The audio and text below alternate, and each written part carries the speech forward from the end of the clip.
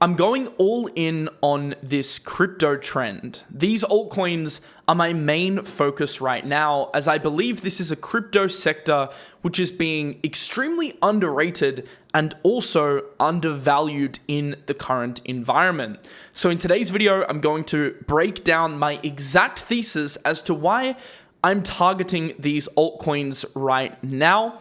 And hopefully this can not only change your perspective on the market, but also pave the way to some nice gains heading into the rest of Q3 as well as Q4. If you do enjoy these videos where I give you the early altcoin alpha, make sure if you haven't already to click that subscribe button down below and hit that post notification bell. So without further ado, let's get into the video. I want to start with looking at Bitcoin because right now we are at a very key level, currently retesting the 200 daily moving average. Obviously, the range low at 59.3K was broken through to the downside. We did bounce off support at 53K, and Bitcoin is now targeting this must hold range low level once again. I guess the question is this just a dead cat bounce and we're potentially going to see a Bitcoin rejection of this level as a newly formed resistance, or is it possible that this is deviation below and Bitcoin can actually reclaim this range? I do think we're going to get slightly closer to the answer to this in just a few hours here with the CPI print coming in. Fabian did share some of his thoughts on the current macro conditions regarding a lot of the forced selling that we've seen from, Germany and Mt.Gox as well as the CPI in my Discord. I think this is valuable analysis from our expert macro analyst who has a fantastic read on the macro environment. He says Germany moved 900 million Bitcoin to exchanges today. This was a couple of days ago, likely to be sold over the next few days. Since then, we've already seen their supply start to dwindle down. After this, they have already sold 50% of their supply. Gox selling is estimated to be similar in size, but more spread out over time. Obviously, the German selling was super abrupt, whereas Gox can take, 3, 4, 5, 6 months for all the creditors to receive their repayments. Fabian goes on to say this marks great progress towards seeing enough supply pressure hitting the tape in order to start thinking about front-running the rest. If price holds up this week, it would give markets a huge confidence boost that the rest of the supply distributions can get absorbed just fine.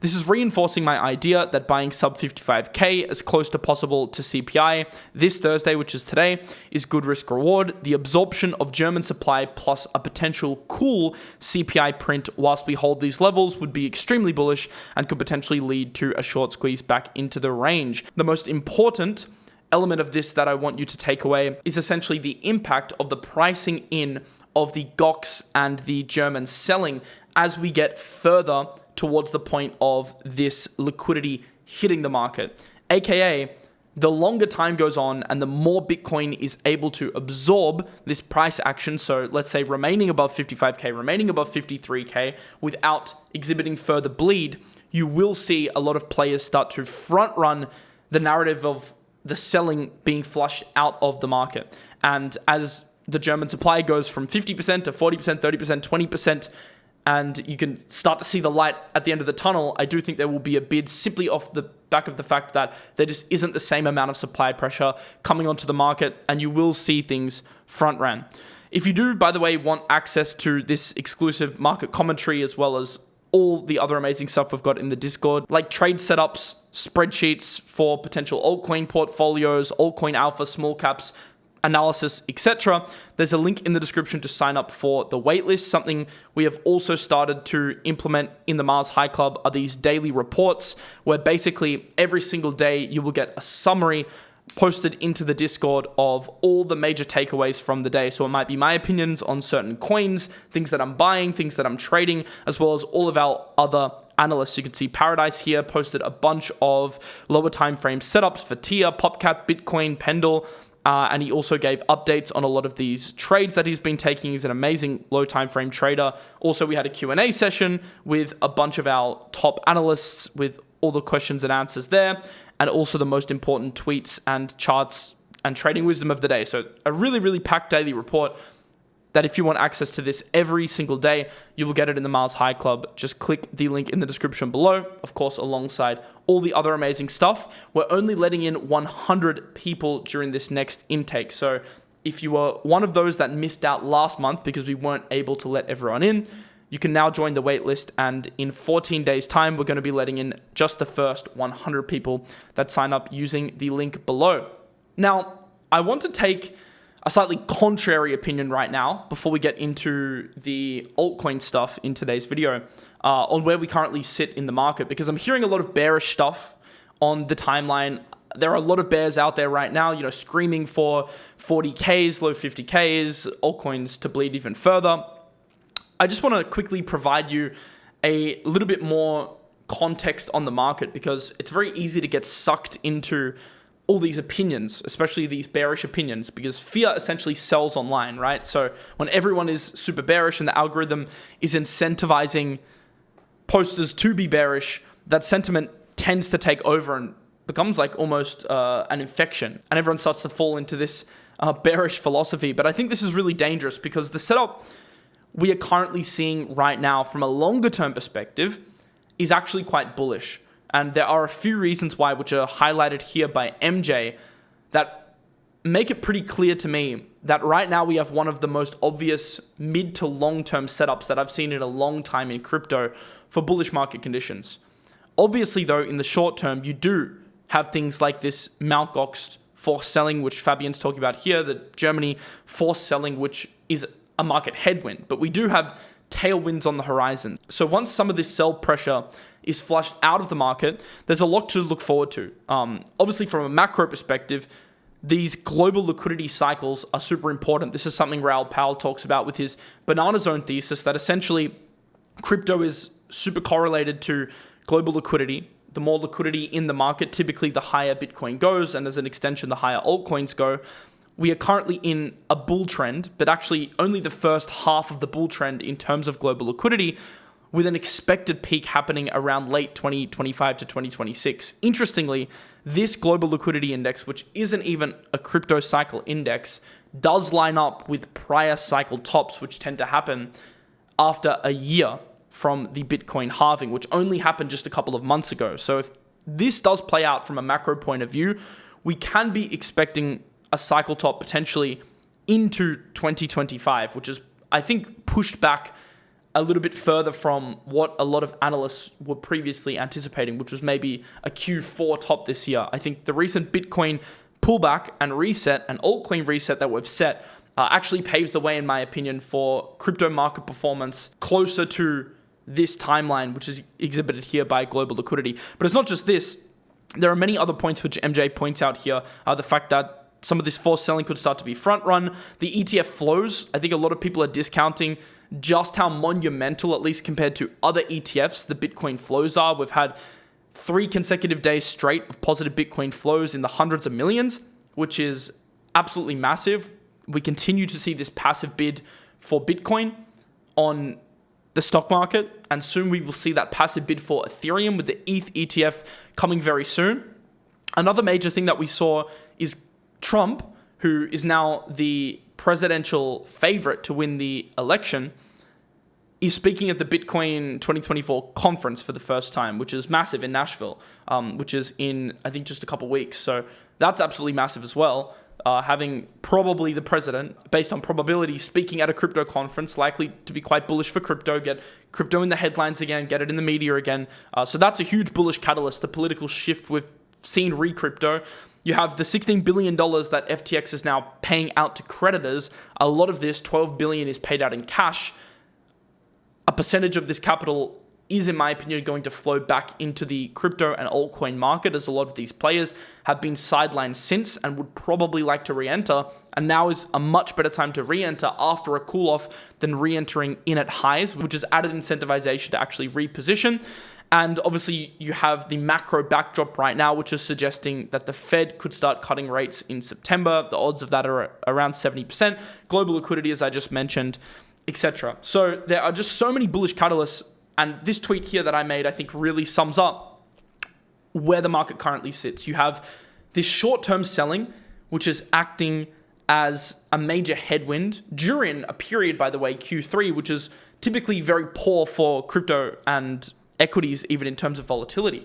So there's no surprise right now that the market is shaky, because you have headwinds combined with a typical period in the year which is simply not that bullish for crypto. But longer term, you have this juxtaposed with really strong catalysts, some of which I just discussed, abbreviated here, which in my opinion paved the way for a pretty exciting period for crypto, whether it be in Q4 this year, we start to see an uptick heading into a more bullish Q1, Q2. The long-term setup's very clear. So your goal as an investor right now is to not let this period shake you out. Don't get disheartened. Stick to it. In fact, double down, because this may be the last few months where you can actually really focus on the market and accumulate at really attractive valuations, and use this period to set yourself up for what's to come. I've seen my engagement on Twitter drop drastically. I've seen my YouTube views drop drastically. This isn't just me, by the way. It's the entire space. That signals to me that retail interest in crypto is diminishing. And typically in the market, you want to be positioning during periods where retail interest isn't there and selling when retail interest comes back. I mean, I know it sounds so simple at face value, but it's something that a lot of people struggle with. And I assume it's something that a lot of my viewers struggle with because the views have dropped, meaning there is less interest in the market now, which just makes no sense because the bullish catalysts for the market have not changed. The only thing that's changed is sentiment has shifted in the face of some headwinds, prices have dropped, and we're seeing lower volatility, which is leading to lower interest. But in terms of a macro long-term setup, it's pretty clear and pretty obvious, in my opinion, which is an amazing thing, right? Because we have a massive opportunity now. Now, moving on to altcoins, Total 3 has actually reclaimed, or at least is reclaiming its range on the weekly. I would love to see a weekly close above this level. So altcoins are actually bouncing pretty well compared to Bitcoin. If you do want to look at the data for Bitcoin dominance has actually started dropping back down towards the bottom range of this regression channel, meaning that altcoins have actually bounced stronger on the rebound than Bitcoin. And if you look back to a couple of weeks ago, altcoins were relatively resilient during the sell-off. They did have a major sell-off the week prior, but since then, the bleeding has kind of stemmed a little, while Bitcoin, on a relative strength basis, has bled back into altcoins. And this is actually a good sign for the altcoin market. I don't want to get too hung up on it, and I don't want to read too much into it. But essentially what this signals to me is that altcoins do still have a strong bid. There are still big players out there, liquid funds, market participants that are willing to defend altcoins and still have conviction in altcoins. And to me, that's a good sign that we did see the relative strength for alts actually positive in the face of what's been really shaky market conditions. Eugene here says that he actually thinks the majority of alts have bottomed, open interest levels have been absolutely demolished, and there is pure apathy on so many names. The shopping list extends to my toes, will be busy being the bottom I want to see in real time. Now, I don't know whether the bottom is in. I'm not going to make that call today. I don't know. It looks positive that the worst is over, for sure. Could we go lower? Yes. But I don't really care about that. Why don't I care about that? Because of this. Because the long-term setup is so obvious, and because we are currently in a lull, I do believe this period is a great period to accumulate. I've been very vocal about this, the fact that I've been accumulating on massive capitulation wicks. But if we know that we should be accumulating, the question is, what should you buy? Now, in previous videos, I've talked about narratives like meme coins. I still think that is going to be a major leader this cycle. I've talked about RWA. I still think that's going to be a major player this cycle. AI, I still think that's going to be a major player. Gaming, although it hasn't been a popular trend at some point, I think it can make a really explosive move. But I'm not going to be focusing on any of those narratives in today's video. Instead, I'm going to take a little bit of a contrary angle here and talk about an altcoin sector which has been extremely beaten down, but I believe could actually be a real front runner as altcoins start to recover.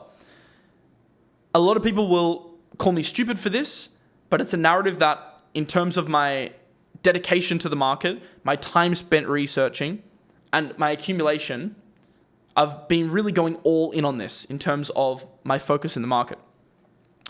Now, to understand this narrative, firstly, you have to understand what's actually performed and what's underperformed so far this year. So if you look at the layer ones, year-to-date performance is patchy. You have some layer ones holding up okay, but the majority of which are down. ETH, Solana have actually led the market. Solana's up 30% year-to-date. Ethereum's up 32% year-to-date. So that's from January 1st. TON is up 200% year-to-date. AVAX has bled significantly. NEAR is up 22%. That was beaten down badly in the bear market and has been pushing more into AI, and then the rest are all down mostly double digits, with the only exception being Phantom, which is on the cusp of a rebrand. Looking at the layer 2s, these are worse than the layer 1s. Many of these are down 50, 60, 70%, purely down to the fact that there is an insane amount of altcoin dilution happening in the layer 2 market. There's too many layer 2 solutions, not enough traction, and too much liquidity fragmentation amongst this sector, meaning liquidity is essentially spread amongst all these layer 2s and not focused enough. And the problem with this is the entire ecosystem suffers. The utility for the governance tokens, as you can see listed in front of you, suffer. Because there isn't as much demand for LPs. There's not as much swapping happening, meaning there isn't as much fees. So you're not as incentivized to actually stake these tokens or LP them in pools on dexes. So it does become a tricky negative flywheel when you do see dispersion like this and liquidity fragmentation, which is why the layer 2s have underperformed relative to even layer 1s. And I think the thesis for L1s versus L2s has kind of started to break off a little bit this year. I think the market is now starting to generally side with the layer 1 players, especially the ones that have at least gained traction within their respective ecosystems. Not saying there isn't a place for L2s. We do need layer 2s to help scale Ethereum. There's just too many of them. And there will be front runners. There will be a couple players that really succeed in this space and perform really well, but the vast majority probably aren't great bets this cycle, or at least haven't been so far. Now, onto the final category. This is the worst performing category. So you can see layer 1s, in terms of this list, are actually up 3.7%. Many actually are down 30 to 50%, but the slightly lower cap ones, if you just look at the big caps, they're in the positive. Layer 2s down 58%, so quite negative. Let's look at another positive. Bitcoin and memes up ridiculous percentages. I mean, the meme coins are really carrying this number here, and it depends what memes you put in, but the bottom line is meme coins and Bitcoin have been the ideal barbell portfolio this cycle. So holding Bitcoin as a safer bet, and on the other end of the barbell, holding meme coins as a risky bet. Conservative and non-conservative, that's ended up an aggressive, has been the best portfolio so far this cycle, to be honest. But then there is a sector here, which is the absolute worst sector, worse than L2s, and these are the new launches. So I'm talking coins primarily backed by VCs with industrious amounts of capital, low float, meaning a low percentage is launched on day one, yet they have a high fully diluted valuation attached, largely driven by the fact that a lot of the price discovery for these coins has happened in the private market, meaning when Polychain invests in Series A, there's already $1 billion FDV attached because they know they can launch it at $5 and make a 5x. And then Series B, which could be led by another VC, raises at a $3 billion valuation, and they're just looking for a 2x at this point because it's closer to launch and there's less risk. And that means the token already has a $3 billion valuation assigned. Even if it launches at $5 to $6 billion, this doesn't allow enough price discovery to happen on chain. I mean, Solana launched at 100 million. Ethereum ICO was also, I think, around that level or extremely low. And that enabled you to get a genuine 30, 40, 50, 100, 200, 500x on the open market, depending on the coin, because price discovery was happening on the open market and not on the private market. When price discovery happens on the private market, a lot of these tokens simply launch way too high. What happens when they launch too high?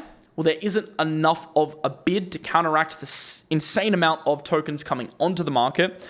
This is compounded by the fact that not only these singular coins are unlocking, but a slew of other coins are unlocking, and you just get a bunch of dilution, which means prices perform really poorly. And you have a situation where Portal's down 83%, Omni's down 53%, Mavi's down 44%, Saga 79%, STRK 69%, Blast 37%, IO 42%.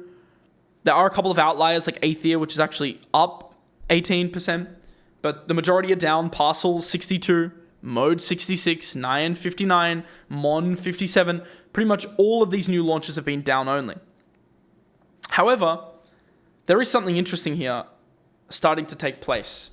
And there is one token that is leading what could be a shifting paradigm here, and that's TIA.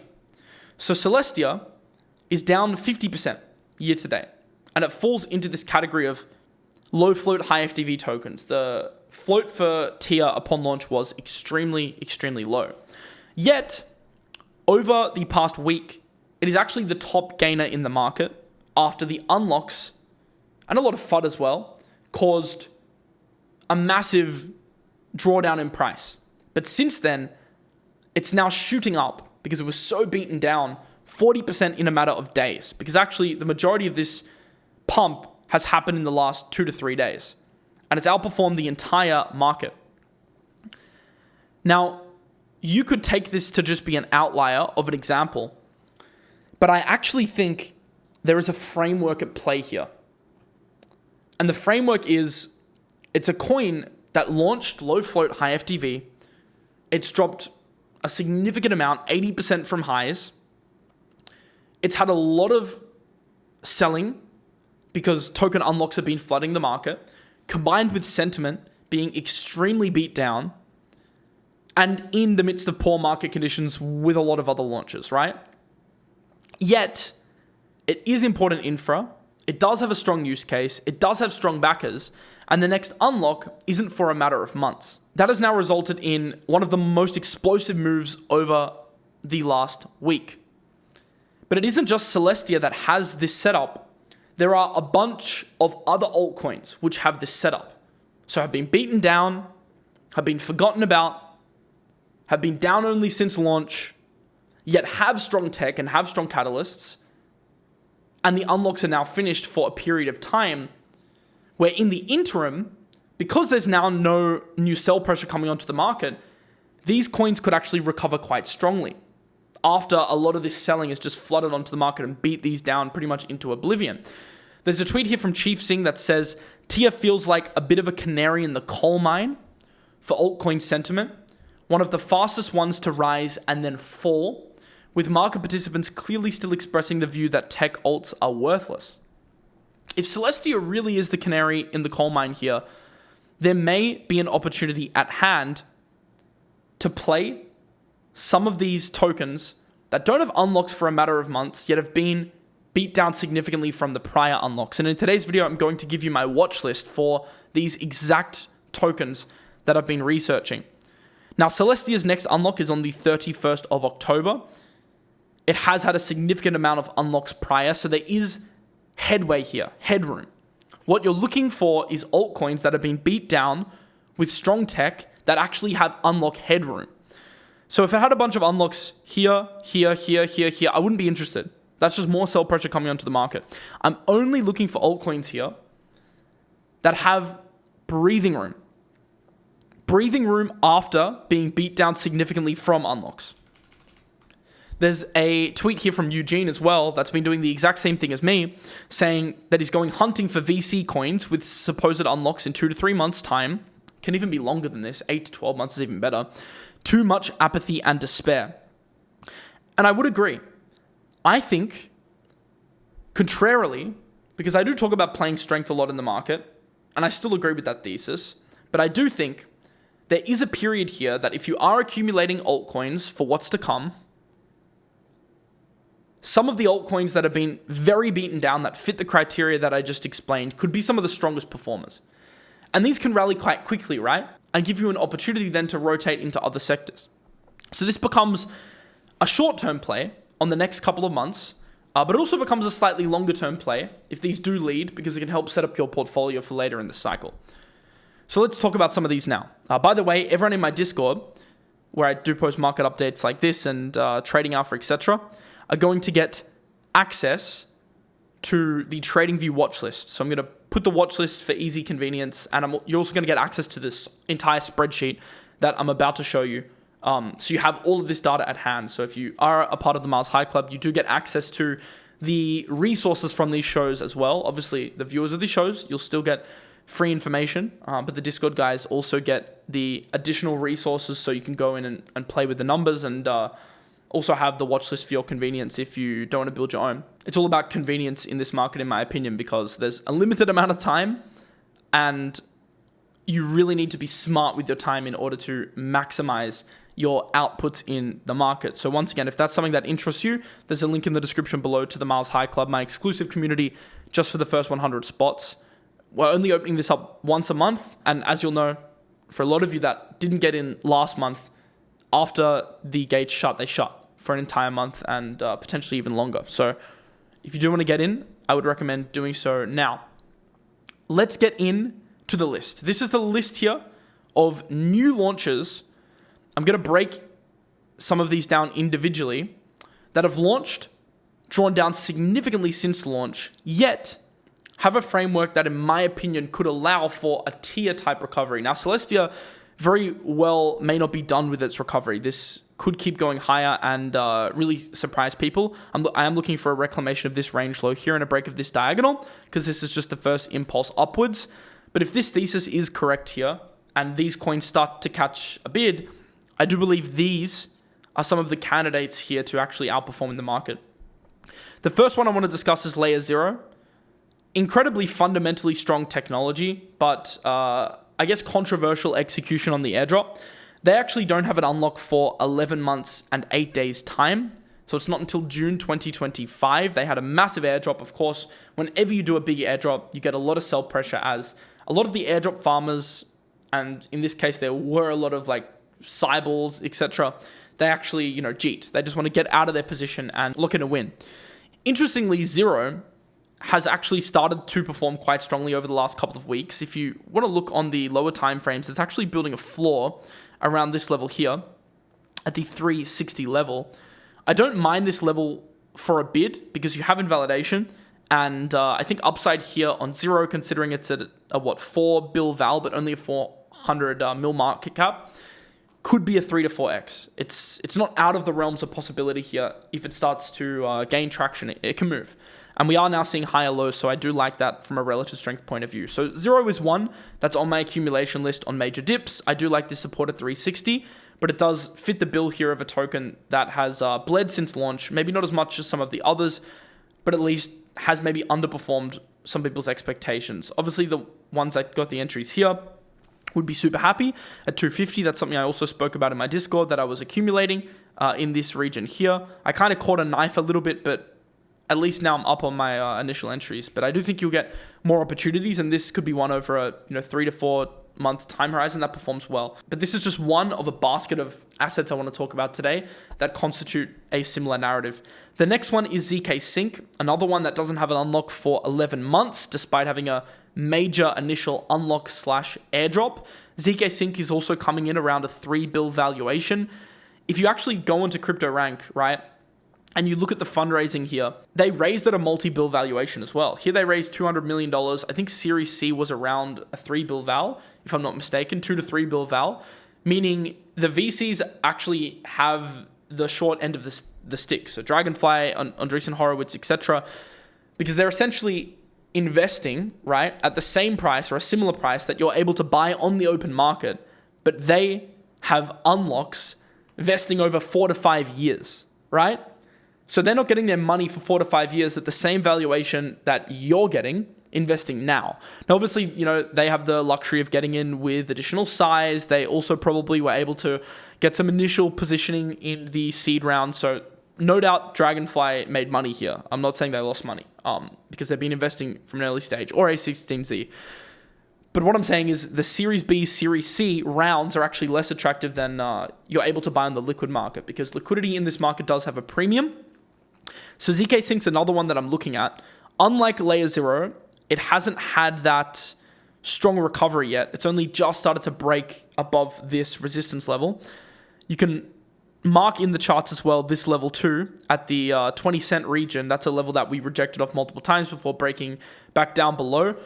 This is one that, if it can climb out of this range at 19 cents, could have rapid expansion to that initial daily high at 29 cents. And that's really the level that I'm watching for ZK Sync. But this is another one like Tia. It's been beaten down. It had a big airdrop. A lot of people jeeted. It's now starting to make a recovery. Can this be a market leader? I think it probably can be. And this is why I'm putting a lot of my time and focus now into this watch list. And I'll break it down in just a second here, because I do think a lot of these altcoins have been just crazily oversold. And if we're in accumulation range, coming out of that range, as the market starts to recover, these tokens can reprice super quick, like we've seen with Tia. Now, another one's Athena. This is one that now has a valuation of 6 bill. I think it launched in the 20 to 30 bill range, like super high on day one. It doesn't have an unlock for 8 months. So like ZK Sync and Layer 0, the next unlock is many months away. T has 3 months, which is actually closer than the other ones that I'm mentioning here. But the thesis and logic remains the same, that there is an unlock significantly in the future, but in the interim, there is no sell pressure despite price being beat down significantly. That's a powerful combo. It's actually one of the combos that made Ondo such a compelling proposition this year. Its unlock still isn't for another 6 months until January, and it's in a really strong narrative. What separates Ondo and Athena? Ondo's in a really strong narrative. It's the BlackRock RWA proxy, and Athena's not in a strong narrative. Actually, it's reflexive to funding rates, which have now ticked into the negative, so the protocol isn't as profitable as it would be in a bullish environment. But because of this reflexivity, if we do see bullish conditions start to kick back in, I think this can be one of the most explosive coins that reprices higher to the upside. Basically, the way it works is, I'm simplifying it in layman's terms here. When the market is bullish, funding rates increase. So longers actually have to pay to long, shorters are paid to short. In this environment, because of the way that the Athena protocol and the token is constructed, more value is accrued to the Athena token when funding is high, and when funding is low, it has the reverse effect. So it's almost a reverse flywheel where the price reprices to the downside. It's similar to RUNE. RUNE is another one, very similar to ENA, that in a bad environment performs shockingly, but in a good environment performs amazingly. I mean, even if you look back into March, it was at $11. In fact, this is one, I'm just looking at it right now, this is one that would be on my accumulation list for sure. Like, this is just crazy, right? And it's also at range low. So, yeah, RUNE is definitely one that I'd be adding, actually. Could be an easy 5x, 3 to 4, 5x. So that's in a similar basket to Athena in terms of narrative. In terms of the context of this video, though, looking at the more, VC newer launch tokens, Athena also fits in clearly because it has that unlock not happening for 8 months, yet it has been extremely beaten down. So that's what I'm looking at. Now, it does become tricky because if you are a price action trader, you'll look at this and say, no, this is not showing relative strength. I don't want to bid this. And I totally understand that. It really depends on your strategy to approach the market. You guys know how I approach the market. If you've been watching these videos, I have different segments of my portfolio. So I definitely want to have the majority of my portfolio concentrated in relative strength. So things like Ethereum right now I think are super strong. I recently took a position in Lido as an ETH beta. I'm strong on the RWA coins, meme coins. I'm really big on because they've exhibited relative strength. Things like Pepe, WIF I think perform well this cycle. Something like Athena and this entire basket of assets would have a lower weighting in my portfolio because I'm essentially catching a knife, right? But it's a percentage of the portfolio where I accept that I'm willing to catch a knife, and I accept that I might be underwater for a period of time, but I'm hoping at some point my cost basis is low enough that when the market recovers, I can do some really nice multiples. And if you're constantly waiting for relative strength, that's okay. You're going to make money. You might even make a lot of money, but maybe you don't get the ideal entries on some alts that you're fundamentally bullish on. So it really just depends on your approach to the market, how you'll play this. Some people might say, look, I love Athena, but I'm going to wait for funding rates to be bullish. And that's fine. You can wait for a reclaim here, get in on the confirmed uptrend, on the pullbacks, on the retraces, and then keep moving your stop up. And that's fine. You may, though, miss the first 70%. But if you're happy with that and you want to protect yourself from trying to catch a knife here, you may end up in a better position doing it that way, for sure. But it just depends on your approach to the market here. So we've talked about ZK Sync, Layer 0. These are some of my favorite ones. Athena, slightly riskier if you just look at relative strength, but definitely one that's been beaten down. STRKnet, I don't love as much fundamentally, but it is in a similar basket. So if you do like it, take a look at its unlocks. What you do is you go on to CryptoRank, search in a token. I love CryptoRank. It's the best website. Click on vesting. Scroll down and you'll see what its next unlock is. So you see this one's in 3 days. So I'm not really looking as much towards tokens that have continuous unlocks. I'm more looking at tokens that have unlocks that are paused. But this might be a relatively small unlock. Actually, not really. It's a 0.64% of total supply unlock, which is relatively aggressive. You'll see that it's this period here. The early contributor investor positions that are starting to unlock. I really love CryptoRank as a website. it's probably become my favorite fundamentals website in crypto. Not only do you get fundraising information, so the valuation and how much was raised, all the VCs, everyone on the cap table, you also see the vesting, the tokenomics. There's even an arbitrage section based on various exchanges. I don't know. It's just really, really good. I really enjoy using CryptoRank, and it's free. Just got to sign up for an account. I think there may be a premium version, but I don't use it. I honestly just use the website. So there are a few in this list that you'll need to vet and work out whether it fits your thesis, but these are some of the new launches that are on my accumulation watch list. Speaking about a couple more that I haven't touched on, NYAN Heroes falls into the category of alts as well. That's just been making new lows, but valuation-wise, it's pretty crazy. 14 mil market cap on one of the strongest games in crypto. The gameplay is absolutely amazing. It has a lot of big creators as well and big backers. I think Becca's in. I believe Elio, so Superverse is partnered with NYAN as well.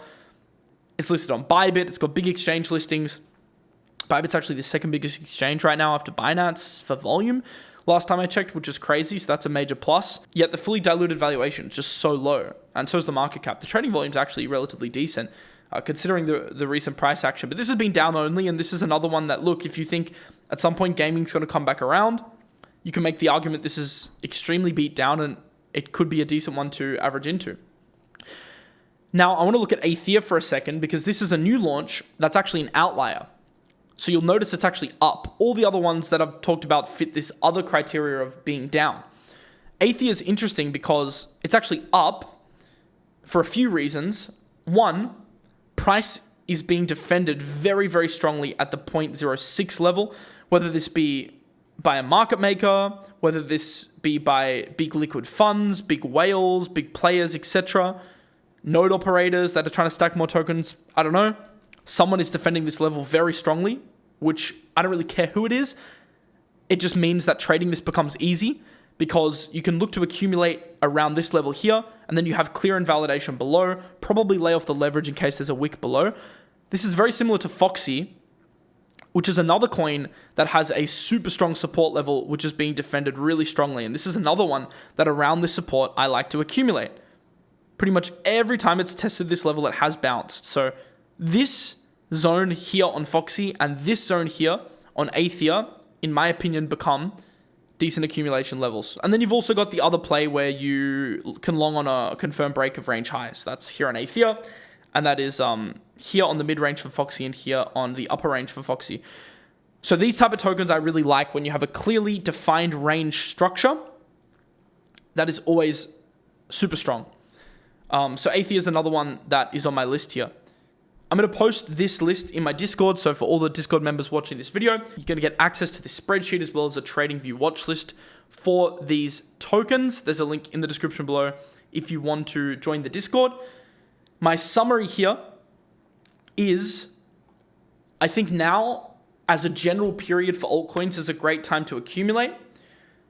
My major focus in the market is on two different types of tokens. One, tokens that have strong relative strength in terms of their narrative and price action. So this might be Ondo and RWA. This could be Ethereum, which I think is one of the leading narratives right now. It could be a meme coin like Pepe, which has pretty much led all this cycle. And then there's this other basket, which I wanted to focus on today as a slightly contrary opinion of tokens that have just been smashed this year, yet have the firepower to recover super quickly once conditions improve. And I think it's important to approach both angles to have a well-diversified portfolio. So I hope you enjoyed a slightly different video today, learned something, took something out of it, and I'm going to see you in a couple days for my next show where I'm answering your questions. And what I'm also going to do is a video in the coming days where I review your portfolios. So I asked my Discord to send in their portfolios. I have like 20 portfolios to review. I'm going to look at it live on the show. It's going to be fun. It'll give you an insight into my opinions into different altcoins. So if you don't want to miss that, make sure you are subscribed and have the notification bell turned on. I'm going to see you in the next video. Hope you have a lovely rest of your day. Peace out.